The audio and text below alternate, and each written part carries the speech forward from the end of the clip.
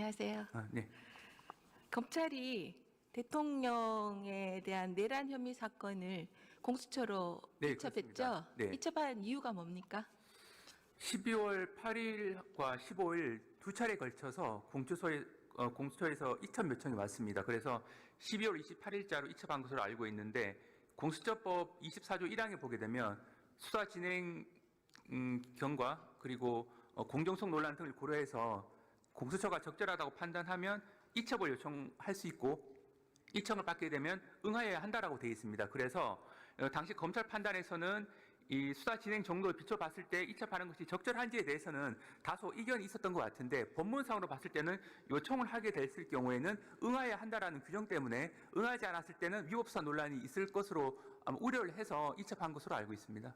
수사를 신속하게 하고 있었는데 이첩 네네. 요구 때문에 약간 법문상 네, 어쩔 수 없이 했다 이렇게 들리는데요. 네네네. 근데 공수처가 영장 신청을 1심 관할법원인 서울중앙지법에 하지 않고 서부지방법원에 신청한 것을 두고 네네. 일각에서는 뭐 말들이 있습니다.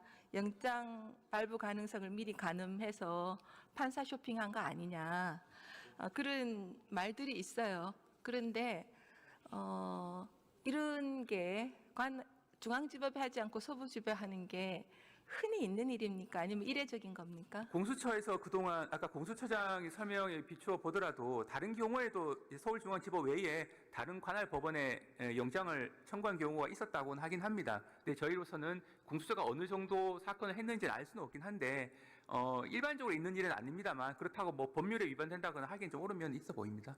제가 알기로는 피의자의 편리를 존중해서 예를 들면 피의자가 부산에 살면 부산에 청구한다든지 그런 경우로 알고 있는데 네.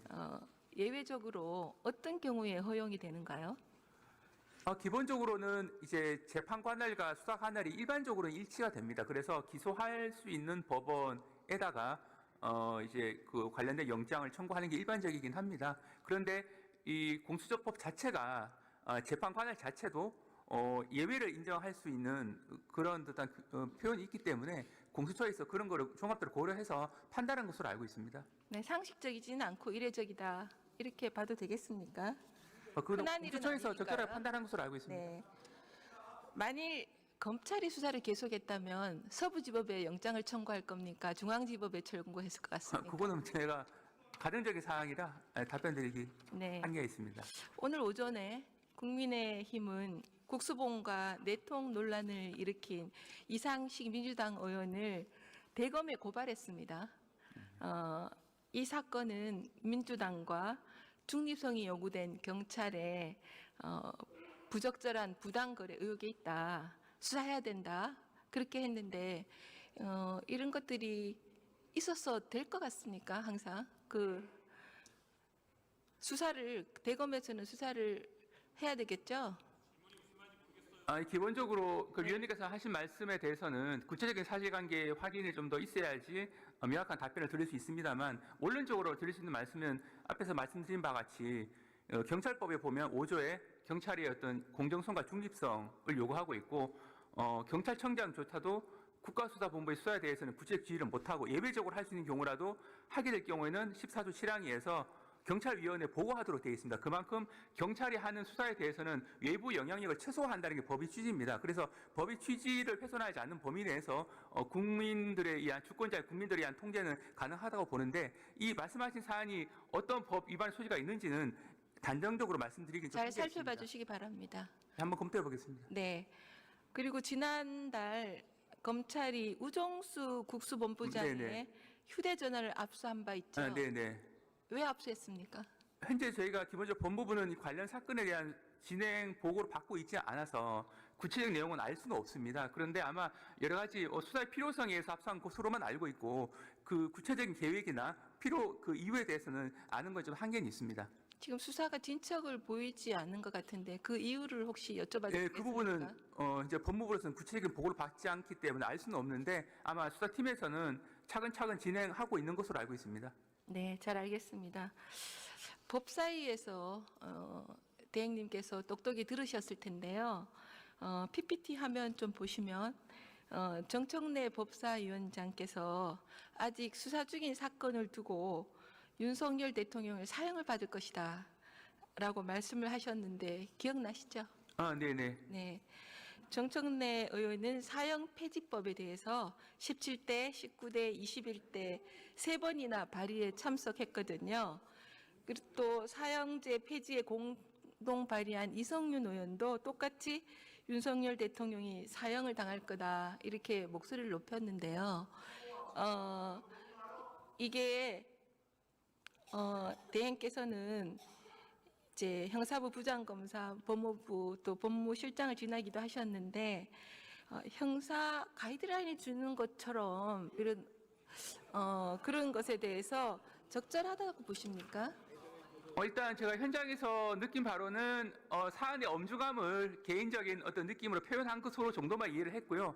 위원님께서 우려하시는 바와 같은 그런 부분들에 대해서는 제가 적절하다 하지 않다 부분을 말씀드리기는 한계는 있습니다. 네, 입장이 있으시겠죠. 네, 그만 들어가 주시기 바랍니다. 공수처장님 앞으로 나와 주십시오.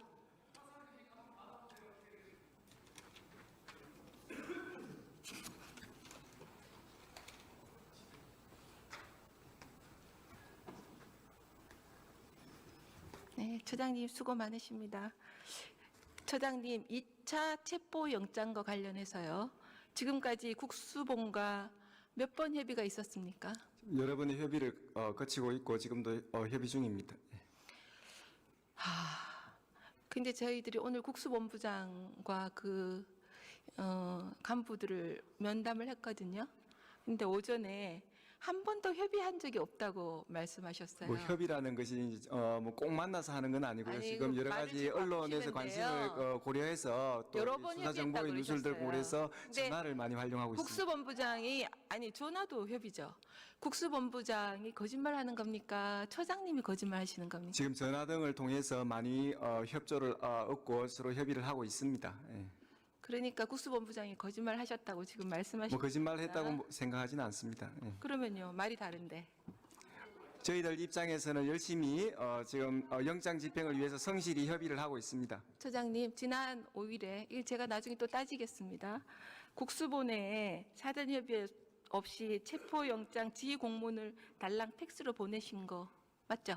네, 그 부분에 대해서는 저희들이 형사소송법 규정 등을 종합해가지고 집행의 전문성을 살리는 의미에서 그런 공문을 보낸 적은 있지만은 또 국수본의 입장을 확인하고 적극적으로 공조본 차원에서 체포영장 집행하기로 서로 합의가 되었고 그 이후 공조가 더 활성화되어서 영장 집행 업무에 만전을 기하고 있습니다. 한간에는 이날이 경찰 굴욕의 날이라고 지금 얘기가 그렇지 않습니다. 있는데요. 저희들은 그 책임과 경찰이 권한을 아닙니까? 일치시키기 위해서 경찰의 어떤 집행 전문성을 살리는 의미에서 그렇게 보낸 적이 있습니다. 네. 근데 보냈다가 금방 이렇게 철수하는 것에 대해서 이제 공수처에 대한 신뢰도도 좀 많이 떨어졌다 이런 말씀을 드리는데요. 경찰에 지금 공조본에서 한다 그러는데 공조본에 경찰이 몇 명 나와 있는지 아십니까? 지금 공조본에 저번에 그 1차 체포영장 집행 때는 57명 정도 그 파견을 받았다가 지금은 파견 기간이 다 된 그런 상태입니다. 예. 지금 공조본에 몇 명이 나와 있는 지금은 현재 2명이 파견되어 있는 그런 그러니까 상태입니다. 공조본과 협의한다는 말씀도 어폐가 좀 있으시잖아요. 저희들은 전화 등을 활용해 가지고 체포영장의 집행에 있어서 전혀 문제가 없도록 하기 위해서 지금 열심히 수사 협조를 얻고 있습니다. 이 정도 하겠습니다.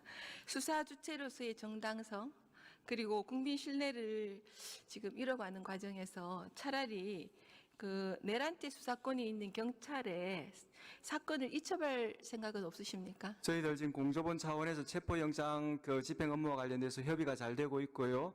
그런 부분에 대해서 문제가 없도록 하도록 하겠습니다. 없다는 얘기 같으신데요. 처장님 화면 좀 보시겠습니다. 어제 대통령 도피설 괴담에 대한 파장이 많았는데 괴담의 진원지가 사실상 처장님이셨어요. 박범계 의원께서 대통령이 도주했을 가능성이 있다고 보냐고 물으니까 처장께서 네 맞습니다고 맞장구를 치셨어요.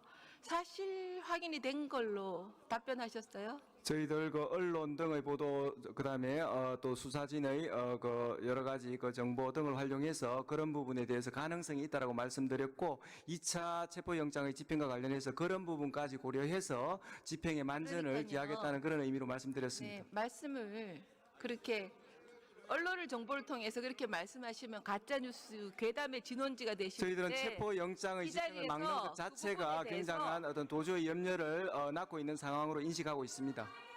이 자리에서요 도주설에 대해서 맞다고 하신 부분에 대해서 사과하실 생각 있으세요?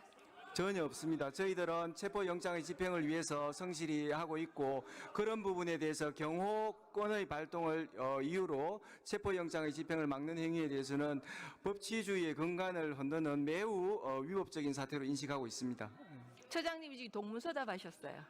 왜냐하면 괴담을 한 것에 대해서 가짜 뉴스에 대해서 도피했다고 하는 것에 대해서 물었는데 지금 동문서답하셨어요. 지금 체포영장의 집행에 대해서 경호권을 발동하여 지금 막고 있는 것 자체가 도주의 염려를 굉장히 증가시키고 있는 것이고 그런 부분에 대해서 문제가 생기지 않도록 지금 체포영장 관련해서 열심히 하겠다는 그런 의사입니다. 이러니까요. 공수처를 만든 민주당조차도 공수처를 폐지해야 된다고 하지 않습니까? 저희들 공수처가 권력기관 견제와 그다음에 고위공직자 비리 척결이라는 그 업무에 대해서 더 열심히 하라는 그런 질책으로 여기고 있습니다. 그 본연의 업무에 대해서 성실히 하도록 최선을 다하겠습니다. 공수처를 만든 민주당에서 공수처를 폐지하라고 그러는 데서 처장님 입장은 어떠십니까? 그런 공수처의 역할과 기능에 대해 최선을 다하라는 격려로 알고 있습니다. 격려를 그렇게 네 마지막으로 잠깐만 스톱 좀 해주세요.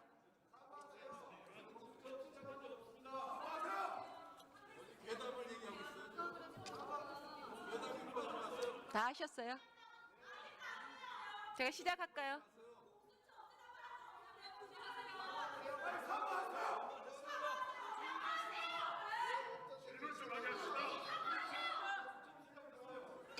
자, 최상목 근황대행께서요. 체포영장 집행과 관련해서 정부 기관 간 물리적 충돌 등 불상사가 절대 없도록 만전을 기해달라고 했는데요. 이와 관련해서 국민들도 물리적 충동에 대한 걱정이 많으세요. 이제 처장님이 여기에 대한 보관이 있으세요? 저는 그 최상목 근황대행께서 지금 위법한 그 경호권의 발동과 관련하여 체포영장의 그 집행을 막는 행위에 대해서 경호처장, 차장에 대한 인사권자로서 적절한 조치를 취할 적극적 의무가 있다고 생각합니다. 그런데 지금 서울경찰청 소속 101 경비단과 202 경비단에게 그 대통령 관저 방어 업무를 수행할 것을 지시했다는 그런 의혹이 언론에 보도되고 있습니다. 그런 부분 관련해서는 지금 체포영장의 집행과 관련돼서 대단히 부적절한 언사라고 생각하는 그런 입장을 말씀드린 바 있습니다. 처장님께서는 판사 출신이신데요. 언론 보도 보고 지금 재판하시는 것 같은 그런 대답을 하셔서 굉장히 유감입니다. 들어가십시오. 최소한 들어가십시오. 경호처장, 차장에 대한 인사권자로서 조치를 취해야 된다는 입장입니다.